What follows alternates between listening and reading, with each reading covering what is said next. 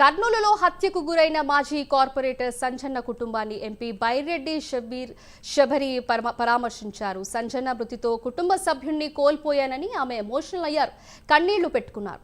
కక్షలకు వర్గపోరుకు కుటుంబాలు బలి కాకూడదన్నారు. సంజన్న కుటుంబానికి న్యాయం జరిగేలా చేస్తామని ఎంపీ హామీ ఇచ్చారు. సంజన్న కుటుంబానికి తాను అండగా ఉంటానన్నారు. ఈ హత్య వెనుక ఎవరున్నా వారిని వదిలిపెట్టమని ఎంపీ బైరెడ్డి శబరి హెచ్చరించారు.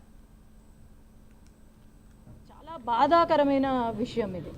ఎందుకంటే 2 రోజులు 3 రోజుల క్రితం కూడా నాకు ఫోన్ చేసి, అమ్మ నేను మొత్తము మా శ్రీనగర్లో మా దగ్గర ఏమేమి అవసరమో అవన్నీ నేను లిస్ట్ పెడుతున్నాను మీకు, ఆ బ్రిడ్జు, తర్వాత mineral water plant, drainage system ఇవన్నీ మాకు లేవు అని చెప్తే నేను వెంటనే కూర్చొని దానిపైన వర్కౌట్ చేసి ఎలాగైనా నాకు సంవత్సరం 1 ఇయర్ పూర్తి చేసే లోపల ఇక్కడ వీళ్ళ దీంట్లో నేను బాగు చేయాలి అని అనుకున్నా. అంతలోనే పాపము ఆయనను ఇలా చంపడము అనేది చాలా బాధ అవుతుంది. ఎందుకంటే రాజకీయాల్లోకి వచ్చిన తర్వాత ప్రతి కార్యకర్త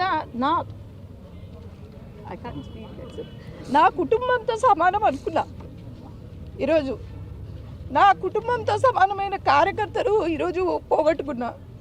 ఎప్పుడైనా గుర్తుపెట్టుకోండి, రాజకీయాలంటే లేకపోతే ఇంట్లో ఏమన్నా సమస్యలు ఉన్నా కూడా ఇది కాదు చేయాల్సింది. ఒకరిని చంపితే మనకి ఏమీ రాదు, మీ జీవితాలు నాశనం అవుతాయి తప్ప ఏమీ కాదు.